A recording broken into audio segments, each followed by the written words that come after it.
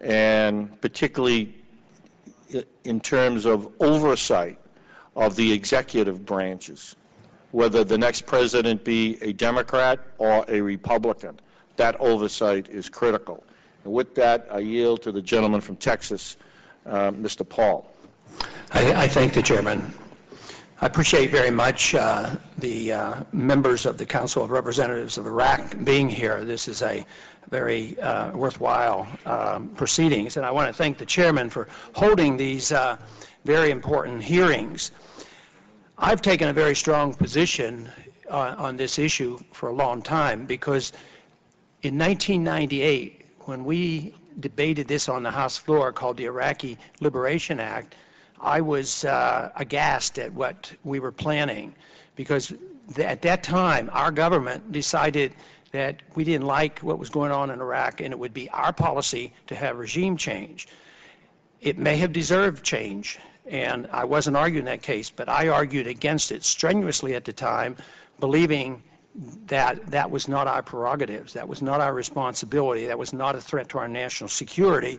So I was in strong opposition to this plan that was laid out as early as 1998 for us to go in and forcefully change the government of Iraq.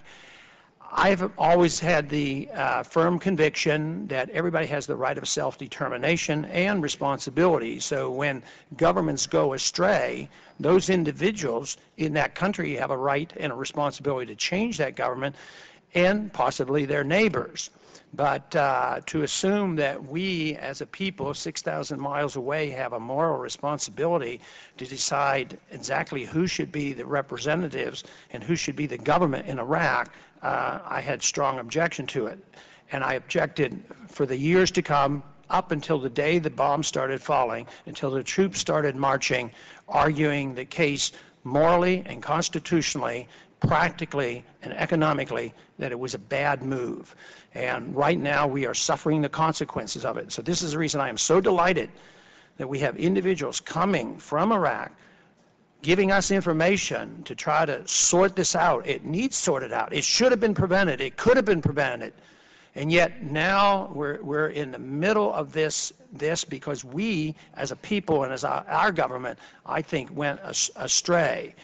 But because we are suffering the consequences in so many ways, loss of life, so many sick and injured, the financial obligation, that it is my strong position that the sooner we get out of the way and the sooner we turn the responsibility over to the Iraqi people and the sooner we get our heads clear, realizing that we are not the individual, the country that's supposed to go and dictate to others, the sooner the better. There was no reason for our invasion and occupation that had anything to do with our national security. We are less secure today, and we're in economic chaos because of this. So I'm interested to find out whether the Iraqi people are willing to accept the argument that I make, that the sooner we get out, the better for us and the better for the Iraqi people. And hopefully we will accept a more profound definition of what our responsibilities are around the world. So I'm looking forward to your testimony. Thank you.